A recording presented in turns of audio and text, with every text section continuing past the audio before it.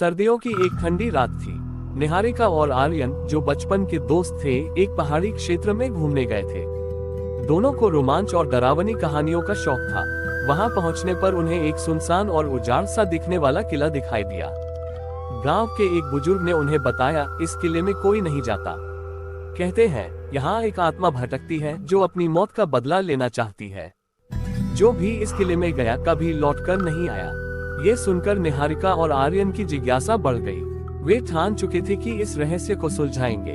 किले में प्रवेश। आधी रात को दोनों टॉर्च और कैमरा लेकर किले में घुस गए। किले के अंदर अजीब सा सन्नाटा था।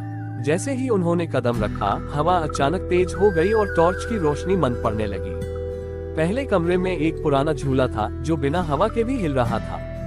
दीवारों पर खून से कुछ लिखावट थी, मुझे न्याय चाहिए। यह क्या हो सकता है? निहारिका ने डरते हुए पूछा। लगता है यहाँ कुछ बड़ा रहस्य छिपा है, आर्यन ने जवाब दिया। भूतिया अनुभव। आगे बढ़ते हुए उन्हें एक बंद दरवाजा मिला। जब उन्होंने उसे खोला तो वहाँ एक लड़की की तस्वीर पड़ी थी, जिसकी आंखें काली थी और चेहरा गुस्से से भरा हुआ था। अचानक पीछे से किसी ने उनकी टॉर्च बंद कर दी। कौन है वहाँ? आर्यन ने चिल्लाया। तभी एक धीमी आवाज आई, तुम यहाँ क्यों आए हो? आत्मा का प्रकोप। सामने एक साया प्रकट हुआ। वो एक लड़की थी जो सफेद साड़ी पहने हुए थी। उसके बाल बिखरे हुए थे और आंखों से खून बह रहा था। उसने कहा, मुझे धोखा देकर मारा गया। अब जो भी यहाँ आता है वह मेरी कहानी का हिस्सा बन जाता है। निहारिका ने हिम्मत जुटाई और पूछा, तुम्हारी कहानी क्या है? आत्मा ने बताया कि वह एक राजकुमारी थी जिसे उसके प्रेमी ने किले में धोखा देकर मार डाला। उसकी आत्मा तब से न्याय की तलाश में भटक रही थी।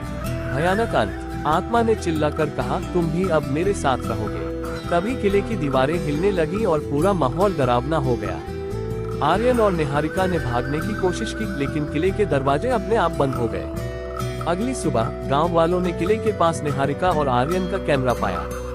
उसमें उनकी आखिरी तस्वीरें थी। उनके चेहरे पर डर के भाव थे। गांव के लोग